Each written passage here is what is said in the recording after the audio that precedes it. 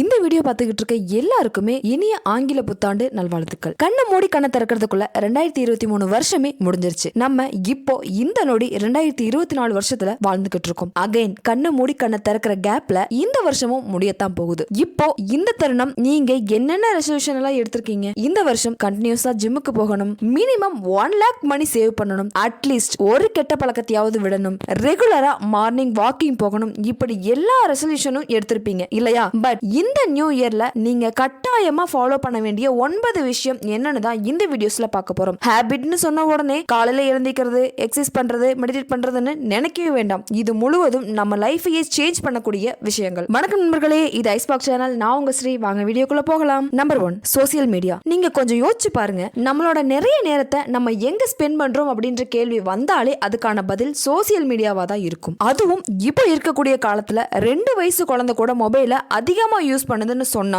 அதுல ஆச்சரியப்படுறதுக்கு எதுவுமே இல்ல. இது எல்லாமே இப்ப ரொம்பவும் சாதாரண விஷயமா ஆயிடுச்சு. கொஞ்சம் யோசிச்சு பாருங்க, நம்மள எத்தனை பேரு இன்ஸ்டாகிராம் யூஸ் பண்ணிட்டு இருக்கோம், ரீல்ஸ் போட்டுக்கிட்டு இருக்கோம். இன்ஸ்டா ஒரு வருஷத்துல 4 இருந்து 5 லட்சம் கோடி வரைக்கும் சம்பாதிக்கிறாங்க. பட் நாம என்ன பண்றோம்? 5 நிமிஷம் 10 நிமிஷம்னு ஆரம்பிச்சு குறைஞ்சபட்சம் 2ல இருந்து 3 மணி நேரத்தை வேஸ்ட் பண்ணிக்கிட்டு இருக்கோம். குறைஞ்சபட்சம் ஒரு நாளைக்கு 4 மணி நேரம் அப்படின்னாலும் வருஷத்துக்கு 1460 மணி நேரம் வேஸ்ட் பண்றோம். கிட்டத்தட்ட ஒரு மாசம், வருஷத்துல ஒரு மாசத்தை நம்ம வெறும் சோசியல் மீடியாவுல மட்டுமே கழிக்கிறோம். அப்போ ஒரு வருஷத்துல ஒரு மாதம் முழுக்க நம்ம வெறும் சோசியல் மீடியாவுக்காக நம்ம வாழ்க்கையை வெட்டியா வேஸ்ட் பண்ணிக்கிட்டு இருக்கோம். நல்ல நினைவுல வச்சுக்கோங்க, இது வெறும் குறைந்த அளவு தான். இதுக்கு மேலேயும் நிறைய பேரு அவங்களோட விலை மதிப்பற்ற நேரத்தை சோசியல் மீடியாவுல வேஸ்ட் பண்ணிக்கிட்டு தான் இருக்காங்க. இந்த டிஜிட்டல் உலகத்துல எல்லா ஆப்ஸுமே நம்மளோட டைமை தான் அவங்களோட ப்ராஃபிட்டா மாத்திக்கிட்டு இருக்காங்க. சோசியல் மீடியா அடிக்ஷனா இருந்தாலும் சரி, மொபைல் கேமிங் அடிக்ஷனா இருந்தாலும் சரி, இந்த வருஷம் 2024 இயர் முடியறதுக்குள்ள இந்த விஷயத்துல இருந்து கொஞ்சம் கொஞ்சமா முழுமையா வெளியே வர முயற்சி பண்ணுங்க. நம்பர் 2,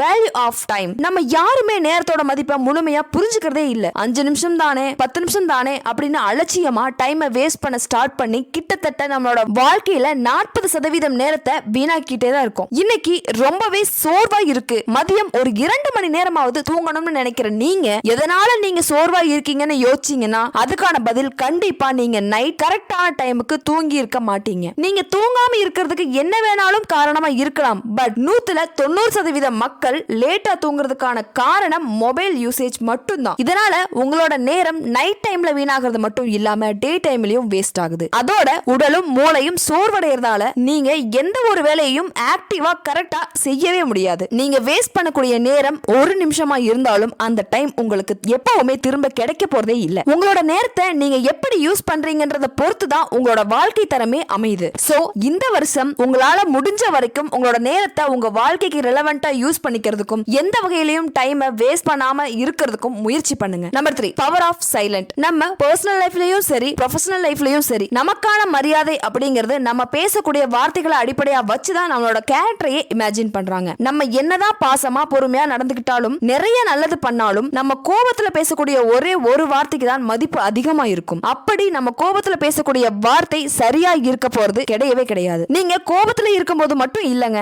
நார்மலாவே நீங்க யார்கிட்டயாவது பேச ஸ்டார்ட் பண்றீங்க, இல்ல வேற யாராவது உங்ககிட்ட பேச ஸ்டார்ட் பண்றாங்க அப்படின்னா முதல்ல அவங்க பேசுறத நல்லா கவனிங்க. நெக்ஸ்ட் நீங்க பேசுறதுக்கான டைம் வரும்போது ஒரு சின்ன கேப் விடுங்க, சின்ன சைலண்ட மெயின்டைன் பண்ணுங்க. ஒரு 30 செகண்டா இருந்தாலும் அந்த நேரம் நீங்க நிதானிக்கிறதுக்கு போதுமானதா இருக்கும். யாராவது உங்க கோபத்தை தூண்டும் போதோ இல்ல உங்க மனசுக்கு நெருக்கமானவங்க உங்களை காயப்படுத்தும் போதோ பதிலுக்கு நீங்களும் அதையே செய்யணும்னு அவசியம் இல்ல. அந்த டைம்ல ஒரு சின்ன சைலண்ட மெயின்டைன் பண்ணுங்க. நீங்க பேசாம இருக்கும்போது ஆப்போசிட்ல இருக்கிறவங்க ட்ரிகர் ஆகாம இருக்கிறதுக்கும், அவங்களோட கோபம் குறையறதுக்கும், அவங்களோட தவற ரியலைஸ் பண்றதுக்கும் நீங்க கொடுக்கிற ஸ்பேஸ் ரொம்பவே யூஸ்ஃபுல்லா இருக்கும். இதனால மத்தவங்களுக்கு உங்க மேல இருக்கக்கூடிய மதிப்பும் மரியாதையும் அதிகரிக்கிறதோட மட்டும் இல்லாம உங்களுடைய திங்கிங் பவர் இன்க்ரீஸ் ஆகும். இதனால உங்களால ஒரு பெஸ்ட் பர்சனா இருக்க முடியும். சோ தயவு செஞ்சு கொஞ்சம் கொஞ்சம் அமைதியா இருக்க பழகிக்கோங்க. Number 4, self motivate. இந்த உலகத்துல எவ்வளவு பெஸ்டான சூப்பரான மோட்டிவேட் வீடியோஸ் இருந்தாலும் உங்களுக்குள்ள செல்ஃப் மோட்டிவேஷன் அப்படின்னு ஒண்ணு இல்லைன்னா கண்டிப்பா உங்களால மோட்டிவேட் ஆகவே முடியாது. என்னதான் வீடியோஸ் பார்த்தும் அஃபர்மேஷன்ஸ் கேட்டும் நீங்க மோட்டிவேட் ஆனாலும் கொஞ்ச நேரத்திலேயே நீங்க சோர்ந்து போயிடுவீங்க. அந்த டைம்ல உங்களை நீங்களே மோட்டிவேட் பண்ணிக்கிட்டா மட்டும்தான் உங்களால தொடர்ந்து உங்க கோல்ஸை நோக்கி பயணிக்க முடியும். நம்மளால முடியாதுன்னு சொல்ற ஒவ்வொரு விஷயத்தையும் இந்த உலகத்துல எங்கேயோ ஒருத்தர் செஞ்சுக்கிட்டே தான் இருக்காங்க. அவங்களால முடியும் போது நம்மளாலையும் முடிஞ்சுதான் ஆகணும். எப்பெல்லாம் நான் இதெல்லாம் என்னால முடியவே முடியாதுன்னு ரொம்பவே ஃபீல் பண்றேனோ அந்த டைம்ல தான் எனக்குள்ள ஒரு வாய்ஸ் கேட்க ஆரம்பிக்கும், ஸ்ரீ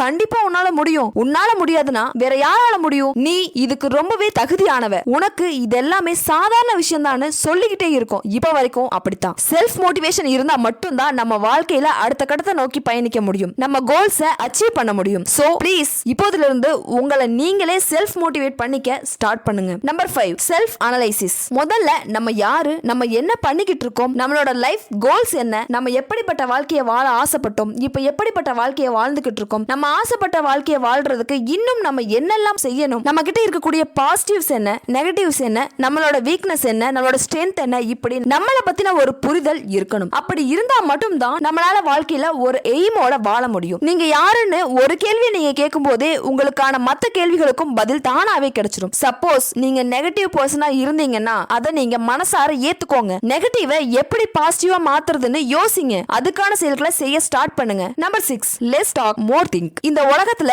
நிறைய பேசுறவங்களை விட நிறைய கவனிக்கிறவங்கள தான் எல்லாத்துக்குமே பிடிக்குது. நம்ம பேசுற வார்த்தைகளை பொறுத்து தான் நமக்கான அடையாளமும் உருவாகுது. நீங்க குறைவா பேசும்போது உங்களோட கவனிக்கிற திறன் அதிகமாகும். அப்படி நீங்க மத்தவங்க பேசுறத கவனிக்கும் போது அவங்களுக்கு உங்க மேல ஒரு நல்ல இம்ப்ரெஷன் வரதோட மட்டும் இல்லாம நீங்க அடுத்து அவங்களுக்கு என்ன சொல்யூஷன் கொடுக்க போறீங்கன்றதுலயும் ரொம்பவே ஆர்வமா இருப்பாங்க. இதனால உங்களோட இமேஜ் டோட்டலா மாறிடும். நீங்க குறைவா பேசி அதிகமா கேட்கும் போதே ஆட்டோமேட்டிக்கா உங்களோட யோசிக்கிற திறன் அதிகரிக்கும். நீங்க எஃபெக்டிவா திங்க் பண்ண ஆரம்பிச்சிடுவீங்க. இதனால எந்த ஒரு முடிவையும் உங்களால எஃபெக்டிவா எடுக்க முடியும். நம்பர் 7, பிராக்டிகல் கோல் செட்டிங். நம்ம கோலை பெருசா செட் பண்றது தப்பில்லைங்க. அந்த டைமுக்குள்ள கோலை அச்சீவ் பண்ண முடியுமான்னு பார்க்கணும். உதாரணத்துக்கு நான் இந்த இயர் எண்டுக்குள்ள 10 lakh மணி சேவ் பண்ணணும் அப்படின்னு கோல் செட் பண்ண அப்படின்னா அதுக்கப்புறம் அந்த கோலை அச்சீவ் பண்றதுக்கான எந்த ஒரு முயற்சியும் எடுக்க போறதே இல்ல. பிகாஸ் நான் எவ்வளவுதான் கஷ்டப்பட்டாலும் 1 இயர்க்குள்ள அந்த அமௌண்ட்டை என்னால சேவ் பண்ணவே முடியாது. சோ ஸ்டார்டிங்லயே கோல் செட் பண்றதோட அந்த விஷயத்தை பத்தி எந்த ஒரு அக்கறையும் இருக்காது. இதுவே நான் இந்த இயர் எண்டுக்குள்ள ஒரு 1 lakh மணி சேவ் பண்ணணும் அப்படின்னு கோல் செட் பண்ணா கண்டிப்பா அதுக்கான எல்லா முயற்சியும் செஞ்சு அந்த கோலை அச்சீவ் பண்ண முடியும். சோ நீங்க செட் பண்ற கோல் பிராக்டிகலா இருக்கிறது ரொம்பவே முக்கியம். Number 8, do something. நம்ம எப்பவுமே நிறைய விஷயத்துல இத பண்ணணும், இப்படி பண்ணணும், இந்த பிசினஸ் ஸ்டார்ட் பண்ணணும், டிஎன்பிஎஸ்சி எக்ஸாமுக்கு ப்ரிப்பேர் பண்ணணும், கேக் ஷாப் ஸ்டார்ட் பண்ணணும், இப்படி எல்லாத்தையுமே பிளான் மட்டுமே பண்ணிக்கிட்டு இருப்போம். இப்படி நம்ம பிளான் பண்ண நிறைய விஷயங்களை மத்தவங்க நம்மளுக்கு அப்புறமா பிளான் பண்ணி அதை செஞ்சு சக்சஸ்ஃபுல்லா ரன் பண்ணிக்கிட்டு இருப்பாங்க. சோ ஒரு விஷயத்தை கரெக்டா அக்யூரேட்டா பிளான் பண்ணா மட்டும் பத்தாது. எவ்வளவு சீக்கிரம் முடியுமோ அவ்வளவு சீக்கிரம் செயல்படுத்த முயற்சிக்கணும். அப்படி செஞ்சா மட்டும் தான் நம்மளால சக்சஸ்ஃபுல்லா இருக்க முடியும். இந்த பிசினஸ் எனக்கு ரொம்பவே பிடிச்ச பிசினஸ் மட்டும் இல்லாம எனக்கு இது ரொம்ப நல்லா தெரிஞ்ச பிசினஸும் கூட. பட் இது ஸ்டார்ட் பண்ணி ஏதாவது ஃபெயிலியர் ஆயிடுச்சுன்னா என்ன பண்றதுன்னு யோசிச்சுக்கிட்டே அதை செய்யாம இருக்கிறத விட என்ன ஆனாலும் பரவாயில்லைன்னு அதை செய்ய முயற்சி பண்ணுங்க. சக்சஸ் ஆயிடுச்சுன்னா அடுத்த லெவலை நோக்கி போய்கிட்டே இருங்க. ஒருவேளை ஃபெயிலியர் ஆயிடுச்சுன்னா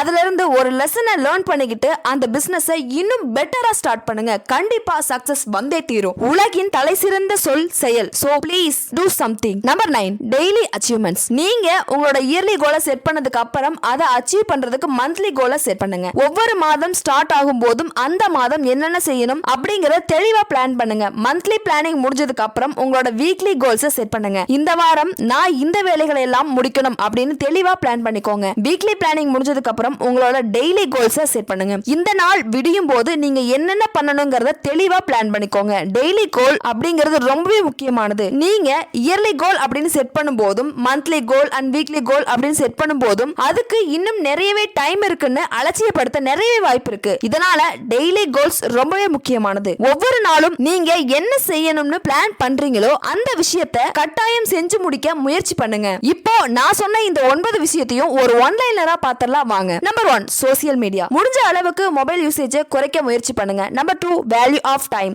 எந்த காரணத்துக்காகவும் உங்களோட கோல்டன் டைமை வேஸ்ட் பண்ணாதீங்க. Number 3, power of silent. மத்தவங்க கிட்ட உங்களோட மதிப்பையும் மரியாதையும் உயர்த்திக்கிறதுக்காகவும் நிறைய கிரிட்டிக்கலான சிச்சுவேஷனை ஹேண்டில் பண்றதுக்கும் இந்த சைலண்ட் ரொம்பவே முக்கியமானது. Number 4, self motivate. எவ்வளவு சிறந்த மோட்டிவேட்டராகவே இருந்தாலும் அவங்களுக்கும் செல்ஃப் மோட்டிவேட் இல்ல அப்படின்னா எந்த ஒரு செயலையும் திறம்பட செய்யவே முடியாது. Number 5, self analysis. நீங்க யாரு, என்ன பண்றீங்க, எந்த ஸ்டேஜ்ல இருக்கீங்க, உங்களோட அடுத்த மூவ் என்ன, இப்படி உங்களை பத்தின ஒரு செல்ஃப் அனலைசிஸ் இருக்கணும். Number 6, less talk more think. பேச்சு குறைச்சுக்கிட்டு அதிகமா கவனிக்க ஆரம்பிச்சாலே உங்களுடைய திங்கிங் பவர் இன்க்ரீஸ் ஆயிடும். இதனால எந்த ஒரு விஷயத்திலையும் உங்களால நல்ல முடிவை எடுக்க முடியும். நம்பர் 7, பிராக்டிகல் கோல் செட்டிங். நீங்க செட் பண்ணக்கூடிய கோல்ஸ் பிராக்டிகலா உங்களால அச்சீவ் பண்ணக்கூடிய கோல்ஸா இருக்கணும். Number 8, do something. வெறுமனே வாய்ச்சல் வீரர்களா மட்டும் இல்லாம களத்துல இறங்கி செயல்திறனை காட்ட முயற்சி பண்ணுங்க. Number 9, daily achievements. எவ்வளவு பெரிய கோல்ஸா இருந்தாலும் அதை அடையிறதுக்கான படிக்கட்டுகள் 0ல இருந்து தான் ஸ்டார்ட் ஆகும். உங்களுடைய இயர்லி கோல் எவ்வளவு பெருசா இருந்தாலும் உங்களோட டெய்லி கோல்ஸை அச்சீவ் பண்றது மூலமா கண்டிப்பா உங்களால இயர்லி கோல்ஸை ஈஸியா அச்சீவ் பண்ணிட முடியும். இந்த வீடியோ பிடிச்சிருந்தா வீடியோவை லைக் பண்ணுங்க, ஷேர் பண்ணுங்க, மறக்காம சேனலை சப்ஸ்கிரைப் பண்ணுங்க. இந்த வீடியோ உங்களுக்கு யூஸ்ஃபுல்லா இருந்துச்சா இல்லையான்றதை தயவு செஞ்சு எனக்கு கமெண்ட் பாக்ஸ்ல சொல்லுங்க. தேங்க்யூ.